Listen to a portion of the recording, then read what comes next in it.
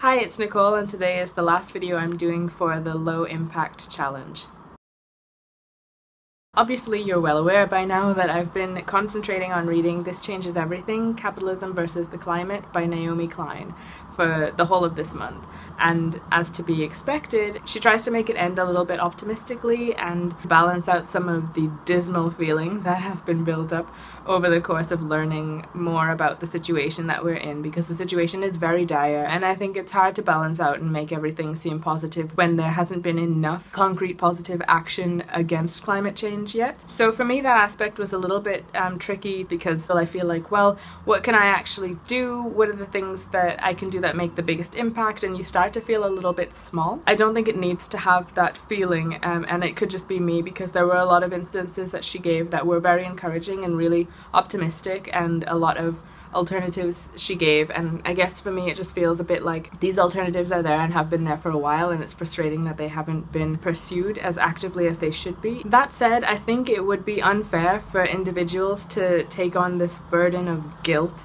about all of these things. Yes, everyone contributes to the issues, and yes, everyone's positive contribution can help to halt or even reverse some of the problems that we've been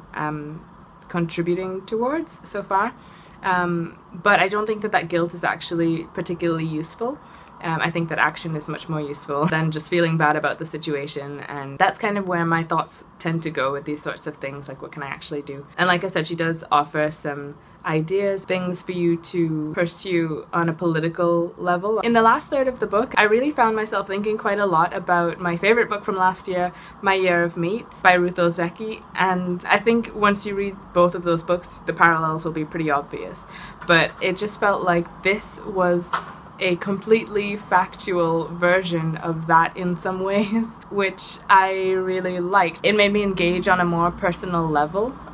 with all of it, and what I really appreciated by the end of This Changes Everything was not just a deeper understanding of the situation and possible solutions for it, but also just how astute Naomi Klein is to make the associations that she does with all of these different things happening and all of these different players and things happening behind the scenes. And there are a lot of other people involved in a piece like this. It took 5 years to put together, and there are loads of other experts giving information and their time and attention to this book to make sure that all of the science that she's explaining is sound, to make sure that all of the sources are strong, to make sure that she's explaining things well, and there are researchers there to help her to work through the conclusions that she makes, and also to help make those connections that she puts together in a cohesive narrative. But still, I think that she is very astute, and I'm super impressed with what she's created here. Given some of the information that she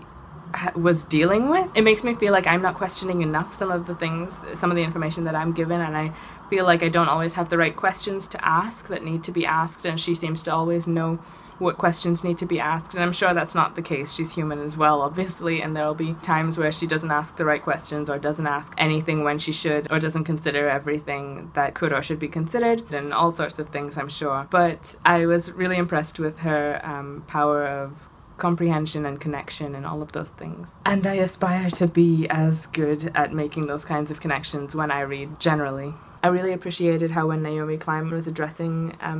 fertility and how that's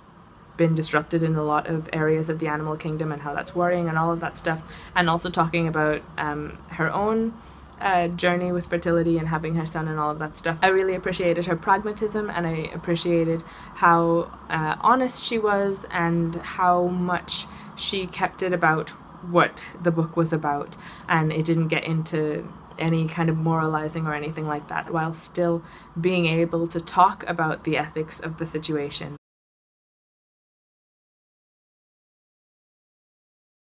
I wanted to touch on some of the things that I've been thinking about recently, but also some of the things that I didn't get to mention earlier in this series that I've already been doing for a while. What I have been doing for a long time now, I've tried to make my period a lot more eco-friendly, and I've done that by using a menstrual cup for over a year now. and period pants for a while. There are loads of sources talking nowadays about menstrual cups, so I definitely recommend looking into it. I'll leave a link below to one of the sources that I used, which was a YouTube channel talking about reusable menstrual products in general. I found it really useful. And what I'm in the process of trying to do, and I am probably more excited about this than is reasonable, is switch my bank from one of questionable ethics to one that is a lot more morally sound. There will be different options in other countries, and I'll leave a link down below of one of the first resources that I came across that was explaining which banks were more ethical and less ethical and the reasons why. It's something that will make me feel a lot better, at least, about what I am supporting, and that's important to me, so. Questions that I'm asking myself are things like, where should I put my energy to get the biggest effect for my actions rather than concentrating on a micro level at every aspect of my life? I don't think it's necessarily a great use of my time to concentrate on trying to be completely zero waste, for example, because there are so many other issues, and that one might not be as big a return on my investment of time and potentially money as other actions could be in tandem with low impact thinking. So that's kind of a really general question. And the other question that I've been thinking a lot about for a while now, actually, and way before this low impact challenge came about, is how does my work fit into this whole picture? And when I say that, I mean I'm a creative and I produce things on occasion. A lot of my work is digital, but some portion of it is also physical, and there are a lot of aspects in there to think about. I've also been thinking about the important role of experimentation in the life of creative people, but also in people's lives in general. I think it's important for people to be able to experiment, and when I think about trying a new sewing pattern or trying a new illustration technique that involves traditional media, or even cooking a new meal that I've never tried before, all of those things carry the risk that it won't turn out well, which then carries the risk of waste. And that's something that I am concerned about, because if you want to cut back on food waste, for example, it means you either have to get comfortable with the fact that occasionally there is going to be food waste if you try something and it doesn't turn out well, or you're going to have to never try anything new ever again, and I think that seems a little bit ridiculous. So I think it's important to understand the role of guilt in all of this and understand the bigger picture and how much what you do in those ways do or don't affect the bigger picture, because if you are refraining from trying something new because you feel guilty about waste, I think that it would be worth reconsidering that. And I think that it's important to recognize when it is okay to take that risk that there might be waste and when it might be excessive to waste things.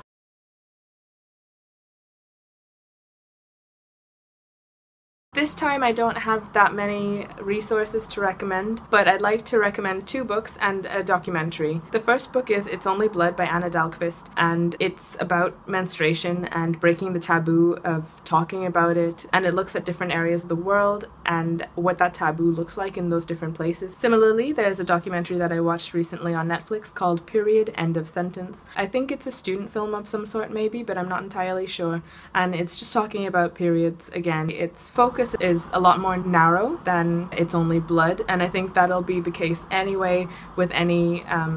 film versus book. The book will generally be able to get into a lot more detail than a film would, and is focusing on a machine that was created by a guy in India to make pads, and what he's doing is great, and I am in favor of him trying to make this change in the lives of loads of people who really need this kind of change. But at the same time, in It's Only Blood, we get to see a little further into the other side of that story, where the machine is just not good enough, and it's not necessarily the answer to all of these problems, and there are other methods that are going to be needed as well, or maybe instead in some instances. So it was really good to see the two sides of that, and the reason that I feel like that does clearly play into climate change is because menstruation in the developed world, as well as other places in the world, is managed with a very disposable attitude. And the other book that I'd like to mention is My Year of Meats. Even though it is a work of fiction, every time she would mention some bizarre thing in the book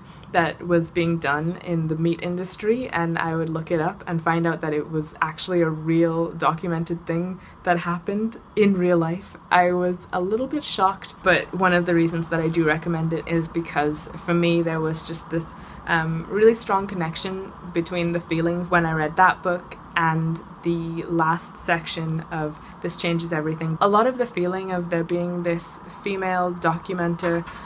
following a hazardous industry in some way, and issues of fertility and that kind of thing. There were a lot of links for me with all of that. That's pretty much everything that I am going to go into on this. I've found this whole low impact challenge really interesting personally, and I kind of treated it, like I said I think at the very beginning, as an opportunity to learn a lot more about an issue that I am concerned about but didn't feel armed with enough knowledge about. And also it's been a good chance for me to analyze a lot of my behaviors and things that I could try to change, and I have made a lot of changes and tried to do a few things differently this month, but that's something that I want to make a long-term change, that I'm always looking for ways to make my life a little bit more eco-friendly and ethical and all of those things. I liked going through this challenge the way that I did and taking time to think about and digest each section that I was reading. Anyway, I think this was overall positive for me, and I hope that you also got something out of this. I will try to be more on hand for discussion because that is something that I really do benefit from, and I hope that other people find that worthwhile as well, having that discussion, even though sometimes it's a little bit delayed from my part. Let me know if this is a format that you might be interested in me doing again at some point later in the year, or if it's a subject that interests you but you'd like it to be done at a faster pace, or anything like that really. There are loads of other things that I'm sure that I could say, but I don't want to waffle on for too long, so I'm just going to leave you now with a little bit of footage from a drive that I did with my boyfriend to the bottom of Snowdonia in Wales for his birthday. We went to the Mach Loop, where fighter jets tend to fly through really low, and that's pretty cool to see, but the only way you can get there unfortunately is by car. So it was a long car journey, and much of the drive and the actual Mach Loop itself is in really beautiful countryside, and I hope that you also enjoy a little bit of that trip with us. That's it for today. I hope that it wasn't too noisy in this new spot. I'll probably change back to the normal place in future though. And I'll see you again next time. Bye.